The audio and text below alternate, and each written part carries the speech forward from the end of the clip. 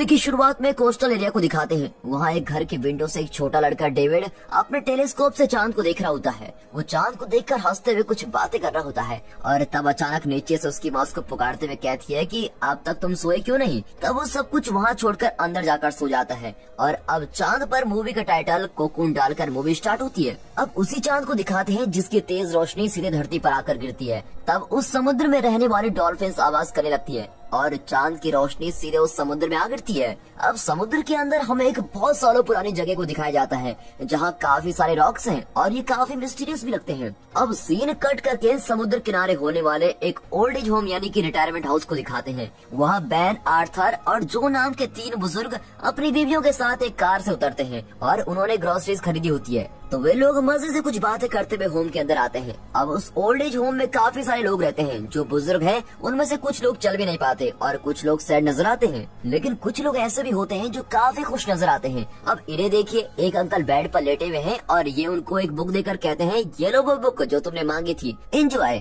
इस तरह ये लोग यंग इंसानों की तरह बातें करते हुए आ रहे होते हैं। तब एक रूम में कोई बुजुर्ग की सांस फूल रही होती है और वहाँ के डॉक्टर और नर्स उनको बचाने की कोशिशों में लगे रहते हैं और ये देखकर वो तीनों बड़े ही अपसेट हो जाते हैं। अब दिखाते हैं कि बैन, आर्थर और जो बातें करते हुए उस घर से कहीं निकल कर जा रहे होते हैं। तब उनमें से कोई कहता है कि अब कुछ दिनों में अपना भी यही हाल होने वाला है। इस पर बैन कहता है अरे भाई, इन सब बातों से कोई डरता है क्या? जिंदा रहते वक्त हमें अपनी लाइफ को एंजॉय करना चाहिए। फिर वे एक गेट को क्रॉस करके अंदर जाते हैं। लगता है ये लोग छुपके से कहीं जा रहे हैं। असल में ये लोग उस होम के पास वाले एक रेजोर्ट में आते हैं और उस रेजोर्ट में कोई लोग नहीं रहते और न ही कोई सिक्योरिटी होती है। अब उस रेजोर्ट में एक इंडोर स्विमिंग पूल होता है जहाँ ये तीनों बुजुर्ग रोज छुपके से आकर मस्त स्नान और स्विमिंग करके एंजॉय करते हैं। अब अगले सीन में हमारे हीरो जैक को दिखाते हैं जो एक बोट का ओनर है। उस बोट में जैक और एक कस्टमर के बीच कोई आर्गुमेंट हो जाती है और वो कस्टमर बोट के बारे में कुछ कंप्लेंट करके निकल जाता है और जैक कहता है मेरी बोट के बारे में कुछ मत कहना और उसके पीछे जाता है। तब वो देखता है कि वहाँ कई टूरिस्ट आए हुए हैं। उस कोट सूट पहने हुए आदमी का नाम वॉल्टर है, इस लड़की का नाम केटी है।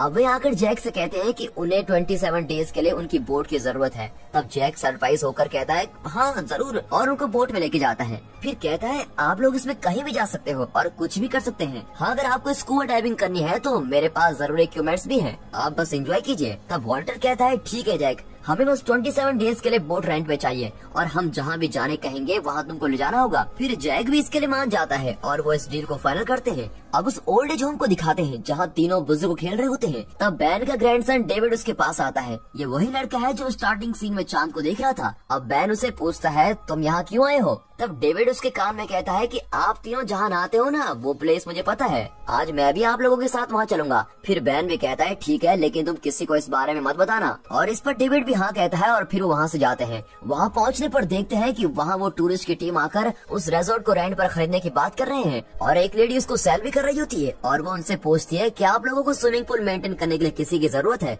इस पर वॉल्टर कहते हैं नहीं, हमारे लिए प्राइवेसी मेन है और हमारा काम हम खुद ही देख लेंगे। आप सिर्फ एक काम कीजिए, ये जगह हमको रेंट पर दे दीजिए। अब ये सब देखकर हमारे बुजुर्ग अपसेट हो जाते हैं और अब तो हमें बकेट में कूद कर ही नहाना पड़ेगा, ये सोचकर वहाँ से चले जाते हैं। अब अगले सीन में बोट में टूरिस्ट टीम को दिखाते हैं और वॉल्टर जैक को एक मैप दिखाकर कहता है कि हमें इस जगह पर जाना है और जैक भी उसे देखकर वहाँ ले जाने के राजी हो जाता है। यहाँ हॉस्पिटल में बैन की आई साइट चेक की जा रही होती है क्योंकि उसकी आंखों की रोशनी कम हो रही है। तब वो डॉक्टर के साथ आर्ग्यू करते हुए कहता है कि पिछले हफ्ते तो तुमने कहा था कि पावर इतनी है और अब कह रहे हो कि इतनी है। इस पर डॉक्टर कहता है कि सर आपकी एज हो रही है इसलिए हर हफ्ते आपकी आंखों की पावर कम हो रही है। फिर बैन अपसेट होकर बाहर निकलता है क्योंकि उसकी उम्र होती जा रही है। इस बात को वो एक्सेप्ट ही नहीं कर पाता और फिर वो वहाँ से चला जाता है। यहाँ जैक उन्हें उनकी कहीं भी जगह पर बोट पे लेके जाता है और वहाँ पहुँचते ही वो सभी लोग वाटर सूट पहनकर पानी में कूद जाते हैं। अब वे पानी के अंदर जाकर उन रॉक्स को निकालते हैं। ये वही रॉक्स हैं जिन्हें स्टार्टिंग के सीन में चांद की रोशनी गिरते हुए दिखाया गया था। अब वे अंदर जाकर उन रॉक्स को जमीन से सेपरेट करते हैं और वहीं से पैक करके बोट में लेके आते हैं और जैक उन्हें पूछता है कि ये सब क्या है? तब वे कहते हैं कि हम नहीं बता सकते, ये एक सीक्रेट है। लेकिन ये सब चलते हुए हमारे 3 बुजुर्ग दूर से अपने बाइनोकुलर से देख रहे होते हैं। तब जोई कहता है अरे ये तो वही लोग हैं जिन्होंने रिजॉर्ट को रेंट पर लिया है, ये पानी में से कौन सी चीज बाहर निकाल कर बोट पर रख रहे हैं। इस पर बैन कहता है छोड़ो ना, वो कोई रिसर्च कर रहे होंगे, हमें उससे क्या मतलब। लेकिन तब जोई कहता है कि नहीं यार, दाल में कुछ काला जरूर है, हमें इसका इसका पता लगाना ही होगा। फिर अगले दिन जब टूरिस्ट फिर से समुद्र में जाते हैं तब ये तीनों उस रिजॉर्ट में नहाने के लिए आ जाते हैं और वहाँ जाकर देखते हैं कि उस स्विमिंग पूल में कई रॉक्स रखे हुए हैं। फिर वो क्या चीज है ये देखने के लिए उसको टच करते हैं, लेकिन उनको कुछ भी समझ नहीं आता और फिर कहते हैं कि चलो यार हम नहाते हैं, हमें जल्दी जल्दी जाना भी है। अब पानी में कूदते ही वो एक दूसरे को कहते हैं भाई क्या तुम्हें कुछ अजीब सा फील हो रहा है? तब कोई कहता है कि हाँ यार ऐसा लग रहा है जैसे मुझ में कोई नई एनर्जी आ गई हो, और पहले यहाँ आते थे तब तो ऐसा कुछ फील नहीं होता था। और फिर इसके बाद वो तीनों जो कारनामे करते हैं वो देखकर आप सरप्राइज हो जाओगे। वो पानी में कूदकर free style, butterfly, side stroke ऐसे कई तरह की स्विमिंग करते हैं और मस्त एनर्जेटिक होकर बाहर निकलते हैं। फिर जाते समय जोय कहता है कि मुझे तो ऐसी फीलिंग आ रही है जैसे मैं जवान हो गया हूँ। तब बैन कहता है अरे यार तुम 80 साल के ही हो, और जोय कहता है नहीं भाई फिर भी मुझे ऐसा लग ही रहा है। इस तरह मजे में बातें करते हुए वो होम में जाते हैं। अब होम में जाकर भी वो ऐसे ही कुछ कारनामे करते हैं। जैसे यहाँ जोई सोते समय अपनी वाइफ को लोरी सुनाने को कहता है, वहाँ आर्थर अपनी वाइफ को प्रपोज तक कर देता है और बैन की तो पूछे ही मत, यहाँ दोनों के बीच रोमांस चल रहा होता है। अगले दिन उनकी बीवियां बातें कर रही होती है कि पता नहीं इनको क्या हो गया आजकल, कुछ ज्यादा ही हीरो बनते फिरते हैं। अब ये तीनों फिर से उस रिजॉर्ट में जाते हैं। इनकी चाल तो देखिए, ऐसा लगता है कि ये 30 साल के नौजवान बन गए हैं और इन्हें पता चल गया है कि वो एनर्जी उन्हें उसी स्विमिंग पूल से मिली है। वो फिर से वहाँ चुपके से जाकर नहा जाते हैं। अब कुछ दिनों तक ऐसे चल रहा होता है और उस टूरिस्ट टीम को इस बारे में बिल्कुल भी खबर नहीं होती। यहाँ बोर्ड पर टूरिस्ट टीम ने कोई डिवाइस रखा हुआ है और उसको देखकर जैक को कुछ समझ में नहीं आता। फिर वो उसे एक म्यूजिक प्लेयर समझकर कोई बटन प्रेस करता है तो अचानक उसमें से की करके आवाजें आने लगती है और इससे जैक घबरा जाता है। और इस डिवाइस की आवाज को सुनकर एक डॉल्फिन समुद्र से बाहर आती है और कुछ आवाजें करने लगती है। और तब जैक सोचता है कि असल में वो डिवाइस नहीं बल्कि इस डॉल्फिन की आवाज थी। फिर वे लोग पानी में से क्या लेकर आए हैं ये चेक करने के लिए वो अंदर जाकर धीरे से उस पैकेज को खोलते हैं, लेकिन तब वहाँ कैटी आ जाती है और वो उन्हें पूछती है जैक तुम यहाँ क्या कर रहे हो? तब जैक कहता है मैं भी कई दिनों से देख रहा हूँ कि आप लोग पानी में जाकर इतनी बड़ी बड़ी चीजों को उठा कर लाते हो, पर इसमें असल में है क्या? इस पर वो कहती है कि हम ये नहीं बता सकते, ये एक टॉप सीक्रेट है। पर उसके बार बार सवाल करने से वो कहती है ठीक है मैं बताऊंगी, लेकिन तुम ये किसी को नहीं बताओगे। वो कहती है ये सब जायंट साइज शेल है जो बहुत ही कीमती है, इसीलिए हम इनको ले जा रहे हैं। और जैक ये सुनकर सरप्राइज हो जाता है और वो गलती से अपने पैरों पर एक सिलेंडर गिरा देता है और जोर से चिल्लाने लगता है। फिर वो मौका देखकर कैटी से फ्लर्ट करने की कोशिश करता है, मगर वो नींद आने का बहाना बनाकर वहाँ से चली जाती है। अगले सीन में जोई को दिखाते हैं जो चेकअप के लिए डॉक्टर के पास आया होता है। तब डॉक्टर उसकी रिपोर्ट को देखकर कहता है सर आपकी रिपोर्ट तो पूरी तरह से पलट गई है, आप आजकल क्या खाते हो? असल में जोई को कैंसर की प्रॉब्लम होती है और अब वो बिल्कुल रिकवर हो गया है। डॉक्टर के ये कहते ही जोई और उसकी वाइफ बहुत ही खुश हो जाते हैं। अब होम की ओल्ड कपल के लिए कोई पार्टी अरेंज की जाती है और सभी वहाँ जाते हैं और उस पार्टी में भी ये तीनों कपल मस्त में डांस करके एंजॉय करते हैं। अब उस बोट को दिखाते हैं जहाँ जैक इंजन रूम में कुछ काम कर रहा होता है। तब उसे वहाँ एक छोटा छेद दिखता है और वो उस छेद में से देखता है कि वहाँ कैटी ड्रेस चेंज कर रही है और वो उसको देखने लगता है। तब वहाँ पर एक ट्विस्ट दिखाते हैं कि कैटी अपनी स्किन को भी उतारने लगती है और देखते हैं कि उसकी बॉडी से एक तेज रोशनी आ रही है और फिर पता चलता है कि असल में कैटी एक एलियन है। तब कैटी भी जैक को देख लेती है और ये सब देखकर जैक घबराकर चिल्लाते हुए ऊपर भागता है। वो एक फायर स्प्रे को हाथ में लेकर ऊपर चारों तरफ भाग रहा होता है और उन्हें कहता है कि भाई आप लोग सब कौन हो, प्लीज मुझे मत मारो। वो लोग उसे कुछ किए बिना सिर्फ देखते रहते हैं, लेकिन ये हड़बड़ी में यहाँ वहाँ भाग रहा होता है। फिर वॉल्टर उसे कहता है जैक जरा शांत हो जाओ, लेकिन वो उसकी नहीं सुनता और फिर उसे पता चलता है कि वॉल्टर भी एक एलियन है और वो भागकर जल्दी से पानी में कूद जाता है। फिर वो किसी तरह उसे कन्विंस करते हैं कि जैक ऊपर आ जाओ, हम तुमको कुछ नहीं करेंगे, और ये कहकर बोट में बिठाकर उससे कुछ बातें करते हैं। वॉल्टर उसे कहता है कि हम अंटारियंस हैं और हम अंटारिया नाम के एक प्लेनेट से यहाँ हैं। 10,000 साल पहले ही हमने इस अर्थ को खोज लिया था और हम यहाँ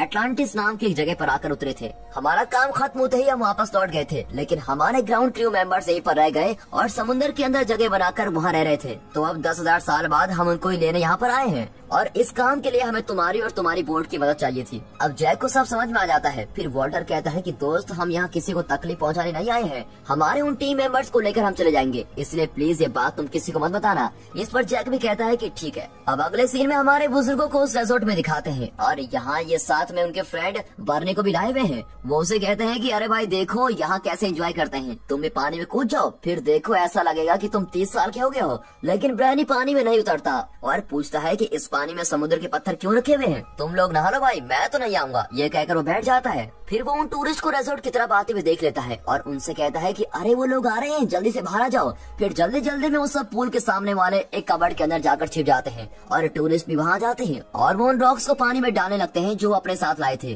फिर वॉल्टर अपने हाथ की स्किन उतारता है और उसका एलियन वाला हाथ नजर आता है। अब ये देखकर तो वो सभी बुजुर्ग शॉक हो जाते हैं। अब वॉल्टर अपने हाथ को पानी में डालता है और सभी रॉक्स में रोशनी आकर वो चमकने लगते हैं। असल में वो अपनी एनर्जी उन रॉक्स को दे रहे होते हैं। फिर अब सारे एलियंस अपनी स्किन को उतार कर एक बॉक्स में रखते हैं और सब वहाँ गैदर हो जाते हैं। तब उनमें से एक एलियन कबर्ड में उनको देख लेता है और उनके पास आता है। वो डोर ओपन कर देता है और ये लोग तुरंत वहाँ से बाहर निकलकर वहाँ से भाग जाते हैं। अब यहाँ ओल्ड एज होम में वो लोग घबराकर गार्ड्स को बुलाते हैं और कहते हैं कि उस रिजॉर्ट में एलियन से उनको पकड़ लो। तब गार्ड्स उन पर बिलीव ही नहीं करता और कहता है क्या अंकल आप भी बूढ़े हो गए हो और कुछ भी कह रहे हो। और उसकी वाइफ उस समय उस गार्ड को कहती है कि तुम पहले पुलिस को बुलाओ। अब पुलिस वहाँ जाती है और वॉल्टर उससे कुछ बातें करता है। वॉल्टर कहता है कि हम एक बड़े घर से आए हैं और कुछ दिनों के लिए यहाँ रिलैक्स करने आए हैं। कुछ दिनों पहले मैंने उन बुजुर्गों को यहाँ नहाते हुए देख लिया था और हो सकता है कि इसीलिए वो हमें एलियन कह रहे होंगे। उन्हें आप जाकर समझा दीजिए, सब ठीक हो जाएगा। इस तरह एक डिसेंट जेंटलमैन जैसी बातें कहकर वॉल्टर पुलिस को बाहर भेज देता है। अब वो तीनों कुछ दिनों तक उस रिजॉर्ट में नहीं जाते हैं और इसलिए जूही की तबीयत बिगड़ने लगती है क्योंकि उसे कैंसर होता है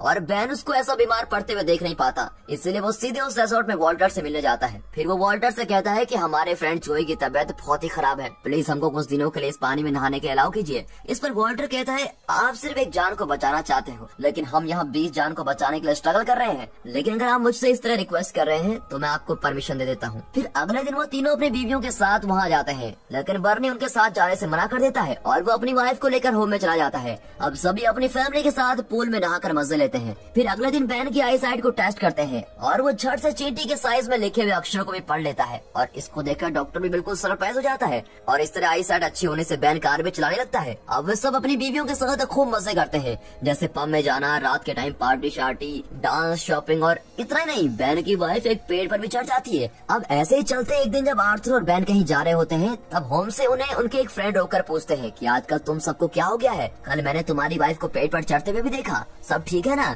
तो बैन कहता है कि अरे नहीं सब ठीक है, एक्चुअली उसे बचपन से पेड़ पर चढ़ने की आदत है और ये कहकर वो वहाँ से चला जाता है। अब यहाँ ओशन के अंदर जैक को दिखाते हैं जो कैटी को पटाने की कोशिश करता है और वो जब रोमांटिक मूड में उसके पास जाता है तब कैटी कहती है कि ये पॉसिबल नहीं है, हम अंटारियंस है और अलग तरीके से मजे करते हैं। ये कहकर वो स्विमिंग पूल में उतरकर उसे सामने रुकने को कहती है और अपनी कोई पावर उसको देती है जिससे जैक को कुछ महसूस होता है और इस तरह उनके बीच अंटारियन रोमांस होता है। अब अगले सीन में दिखाते हैं कि जो ने कोई गेम खेलकर उसको विन कर लिया है और वो खुशी से पागल हो जाता है। तब बैन उसे समझाता है कि देखो जॉय, उस पानी में नहाने से हमें ये पावर मिली है, तो अब ऐसे बिहेव करोगे तो सबकी नजर हम पर ही पड़ेगी ना। और मैंने वॉल्टर को भी वादा किया है कि हमें किसी को नहीं बताएंगे, इसलिए ज्यादा उड़ो मत। लेकिन इस पर भी जॉय मजाक करने लगता है। फिर जॉय उन्हें कहता है कि तुम होम में जाओ, मैं थोड़ी देर में आता हूँ। अब उन्हें भेजकर जॉय यहाँ रास्ते पर एंजॉय करते हुए मस्ती में फिरता है। इतना ही नहीं बल्कि वो इस उम्र में एक लड़की को भी पटा लेता है और फिर उसके साथ घूमता फिरता है। लेकिन ये बात उसकी वाइफ अलमा को पता चल जाती है और फिर रात को होम में लौटते ही अलमा उससे नाराज होकर बैठ जाती है और उससे बातें किए बिना ही चली जाती है।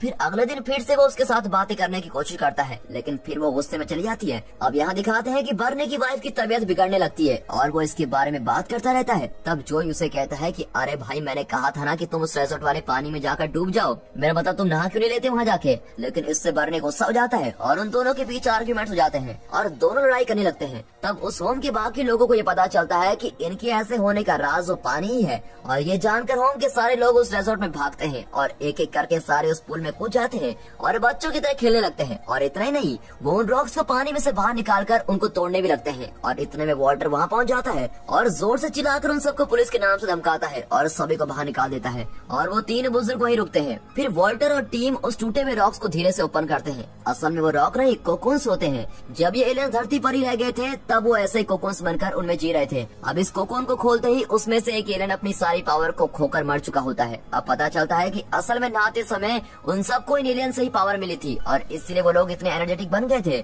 अब इससे नाराज होकर वॉटर बैन से कहता है, मैंने तुम पर भरोसा किया था और तुमको ये पानी यूज करने दिया था, लेकिन तुम सबने ये क्या कर दिया। इससे वो सभी बहुत ही गिल्टी फील करते हैं और वहाँ से निकल जाते हैं। यहाँ बर्नी की वाइफ रोज की तबीयत बहुत ही ज्यादा बिगड़ जाती है। ये देखते हुए बर्नी उसकी मेडिसिन लेकर आता है लेकिन तब तक रोज मर चुकी होती है। फिर वो फूट फूट कर रोने के अलावा रोज को रिजॉर्ट वाले स्विमिंग पूल में ले जाकर रोज उड़ उठ जाओ कहकर रोता रहता है। लेकिन वॉल्टर वहाँ कर कहता है सॉरी बर्नी, अब ये पानी कुछ काम नहीं करेगा क्योंकि इसकी सारी पावर खत्म हो चुकी है। फिर वो ओल्ड एज होम में लौट जाता है और रोज की बॉडी लेकर जाते समय होम के सारे लोग बड़े उदास हो जाते हैं और सोचते हैं कि एक दिन हमारी भी ऐसी दुर्दशा होगी। तब बैन वॉल्टर के पास जाकर कहता है सॉरी वॉल्टर, तुमने हम पर बहुत भरोसा किया था लेकिन हमने ऐसी गलती कर दी। इस पर वॉल्टर उसे माफ करते हुए कहता है ठीक है, आप सबने जानबूझकर नहीं किया, इट्स ओके। फिर बैन उसे पूछता है कि क्या आप जिस काम के लिए यहाँ आए थे वो पूरा हो गया? तब वॉल्टर कहता है नहीं सर, हमारे 20 कोकोन्स में से 2 कोकोन्स के एलियन हमने खो दिए हैं और बाकी के एलियंस में बिल्कुल पावर नहीं है। इस हालत में हम इन्हें स्पेसशिप में नहीं ले जा सकते क्योंकि वहाँ पहुँचने तक वो मर सकते हैं।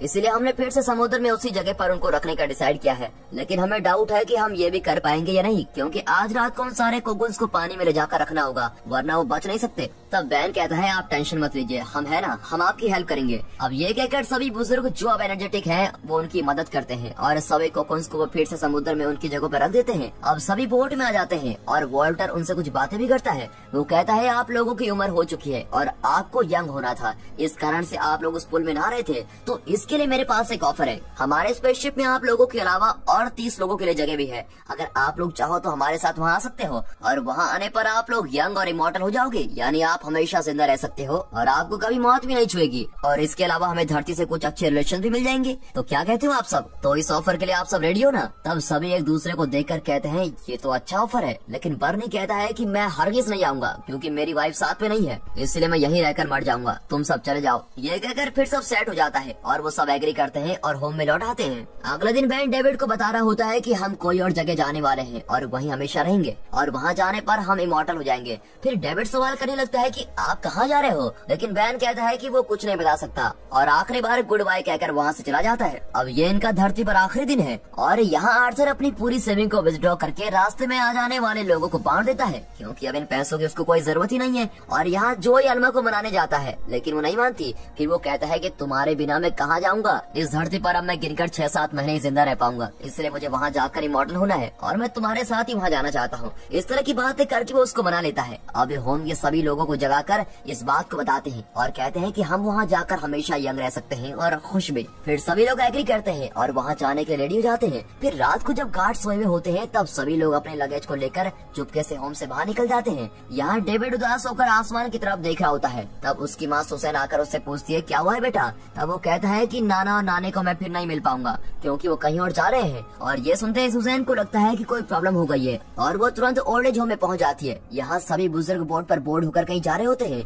और सभी बड़े खुश नजर आते हैं। अब वहाँ बर्नी आता है तब वो उसको भी साथ में आने को कहते हैं लेकिन वो फिर मना कर देता है। वो कहता है कि मेरी वाइफ यहीं गुजर गई थी इसलिए मैं उसको छोड़कर कहीं नहीं जा सकता। फिर वो सभी को गुड बाय कहता है। यहाँ सुसैन होम में जाकर उन गार्ड्स को पूछती है यहाँ चल क्या रहा है, तुम यहाँ सोकर पड़े हो? तब गार्ड्स उठकर चेक करते हैं तब सारे रूम्स खाली होते हैं। फिर वो जल्दी से पुलिस को बुलाता है और पुलिस भी आकर पूछताछ कर रहे होते हैं। तब डेविड उस बोर्ड को दिखाता है जहाँ सारे बुजुर्ग खड़े होते हैं। फिर ये नाना जी कहकर पुकारकर तेजी से बोर्ड की तरफ भागता है लेकिन तब तक बोट स्टार्ट हो जाती है और डेविड भागते हुए उसमें कूद जाता है और बैन को टाइटली हक कर देता है। फिर वहाँ पुलिस की बोट और हेलीकॉप्टर सभी को आकर रोकने की वार्निंग देते हैं लेकिन जैक बोट को बीच समुद्र में बड़ी तेजी से चला रहा होता है और वॉल्टर आकर कहता है कि चाहे कितने भी लोग हमको फॉलो कर दें, तुम जल्दी से मेरी कहीं भी लोकेशन पर लेकर जाओ, ऐसा ऑर्डर देता है। फिर पुलिस की बोट भी इनको फॉलो करते हुए आती है और फिर सुजैन कहती है डेविड तुम कहाँ जा रहे हो, ये लोग तुमको कहीं किडनैप तो नहीं कर रहे हैं? और डेविड समझ लेता है कि ये सभी लोग कहीं जा रहे हैं पर बहुत ही खुश हैं, इसका मतलब ये कहीं अच्छी जगह ही जा रहे हैं। अब ये सोचकर वो बैन को हक करके गुड बाय कहता है और अचानक पानी में कूद जाता है और बैन डरकर बोट रोकने को कहता है पर डेविड कहता है नाना जी मैं बच जाऊंगा, आप चले जाओ। फिर बोट भी बिना रुके चली जाती है। यहाँ पुलिस किसी तरह डेविड को बचा लेती है लेकिन फिर उनकी बोट तेजी से निकल गई होती है और पुलिस भी उनका पीछा करना छोड़ देती है क्योंकि वहाँ फॉग जमने लगती है और उनको कुछ दिखाई भी नहीं देता। अब बोट बीच में खड़ी होती है और ऊपर से एक बड़ी स्पेसशिप आती हुई नजर आती है। उनके चारों ओर फॉग जमा होता है। फिर वो स्पेसशिप बोट को धीरे धीरे ऊपर उठाती है और यहाँ वॉल्टर जैक को उसकी पेमेंट देता है और उसको थैंक्स करता है। फिर डेविड कैडी से मिलकर उसको आखिरी बार हाथ करके गुड बाय करता है और फिर वो एक छोटी बोट में कूद जाता है। फिर उनकी बोट धीरे धीरे उस स्पेसशिप के अंदर चली जाती है और फिर स्पेसशिप गायब हो जाता है। फिर कुछ हफ्तों के बाद दिखाते हैं कि उन बुजुर्गों के रिलेटिव्स बैठे होते हैं। अब उस बोट के गायब होने से उन सबको लगता है कि शायद वो बोट डूबकर कहीं वो मर गए होंगे और इसीलिए वो उन सबको श्रद्धांजलि देते हैं। तब डेविड आसमान की तरफ देखकर स्माइल करता है क्योंकि उसको पता है कि वो सब कहाँ गए हैं और इसीलिए स्टार्टिंग के सीन में वो चांद को देख रहा था। और इसी के साथ दोस्तों ये मूवी खत्म होती है।